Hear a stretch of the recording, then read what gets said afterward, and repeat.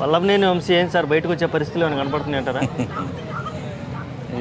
ఎక్కడ కనపడలేదు. ఎందుకంటే ఆయన చేసిన పనులు ఎలా ఉన్నాయంటే అతని గురించి చాలామందికి తెలియదు. వాళ్ళు ఒక డెన్ ఏర్పాటు చేసుకుని పంచాయతీలు తీసు ఇంక 20 సంవత్సరాలు 30 సంవత్సరాలు జగన్బాబు సీఎంగా ఉంటాడని చెప్పేసి వాళ్ళు చేయని అరాచకం లేదు. ఆయన చేయని అరాచకం చాలా ఘోరంగా అరాచకాలు చేశాడని చెప్పి వింటున్నాం. అలాగే భూ కబ్జాలు చేశాడని వింటున్నాం. చాలామందిని దౌర్జన్యం చేసి చాలా కుటుంబాలని చిత్రహింసలు పెట్టాడని చెప్పి కూడా వింటున్నాం. మరి అలాంటి పరిస్థితుల్లో అధికారం ఉన్నప్పుడు అలా చేస్తే మరి అధికారం పోయిన తర్వాత ఎవడైనా శిక్ష అనిపించడం చేసిన పాపమే ఈ రోజుల్లో మన కళ్ళ ముందే శిక్ష అనిపిస్తున్నారు చాలామంది.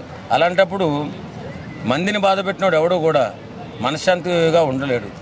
కాబట్టి ఆయనకి ఆ శిక్ష పడుతుంది ఖచ్చితంగా. ప్రతి కేసులో కూడా ఆయన దోషిగా నిలబడిపోతాడు.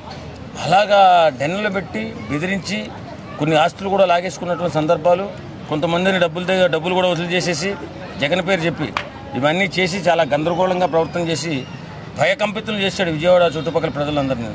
కాబట్టి ఆయన ఖచ్చితంగా చాలా రోజులు రావడం కష్టమే.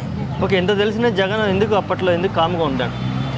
ఏముందండి, జగన్కి డబ్బు కావాలి, వేల కోట్లు లక్షల కోట్లు కావాలి ఆయనకి. ఎవడు ఏ దౌర్జన్యం చేసినా పర్లేదు, ఏ అక్రమంగా సంపాదించినా పర్లేదు, ఆయనకు మాత్రం కమిషన్ కావాలి. అలా చేసుకొచ్చారు ఆయన ప్రభుత్వంలో ఉన్నప్పుడు. ఏ రంగాన్నైనా స్థిరంగా చూసుకున్నారా? ఏది లేదు.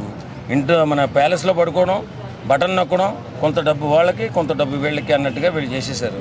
ఈవేళ అన్నీ బయటకు వస్తాయి, ప్రతిదీ బయటకు వస్తుంది. లిక్కర్లో ఏం చేశారు, ఇసుకలో ఏం చేశారు, ఇవన్నీ కూడా బయటకు వచ్చేసి రేపు పొద్దున్న వీళ్ళు ఎవరు కూడా చాలామంది జైలుకి పోతారని నేను అనుకుంటున్నాను. ఓకే, ప్రజాస్వామ్యంలో ఇలాంటి నాయకులకి బుద్ధి చెప్పాలంటే ఎలాంటి నిర్ణయాలు తీసుకోవాలి? వల్లభనేని వంశీ కానివ్వండి, ఇటువంటి వాళ్ళకి ఎటువంటి శిక్షలు పడితే బాగుంటుంది? ఖచ్చితంగా చేసిన తప్పుకి సరైన శిక్ష పడాలండి. చాలా తప్పులు చేశారు, జీవితాంతం జైలు నుంచి బయటకు రాలేనటువంటి తప్పులు చేశారు. ఆ ప్రభుత్వం ఉన్నప్పుడు, వైఎస్ఆర్సీపీ ప్రభుత్వం ఉన్నప్పుడు చాలా అన్యాయంగా దుర్మార్గంగా దోపిడీలు చేశారు, దౌర్జన్యాలు చేశారు, బెదిరించారు, ఆక్రమించుకున్నారు భూములు. మరి ఇలాంటివన్నీ ఇప్పుడు బయటపడతాయి. ఎందుకంటే వల్లభనేని వంశీ అనే అతను చేసిన అన్యాయం అంతా ఇంత కాదు. మేము వింటుండే వాళ్ళం అంటే ఆ రాజకీయ నాయకులు అంతేనేమో అనుకుంటున్నాం. వేళ మరి మీరు అడుగుతుంటే చెప్పవలసి వస్తుంది, తప్పదు. ఎందుకంటే ఎవడైనా సరే పాపం చేసినోడు పాపం మూట కట్టుకోక తప్పదు.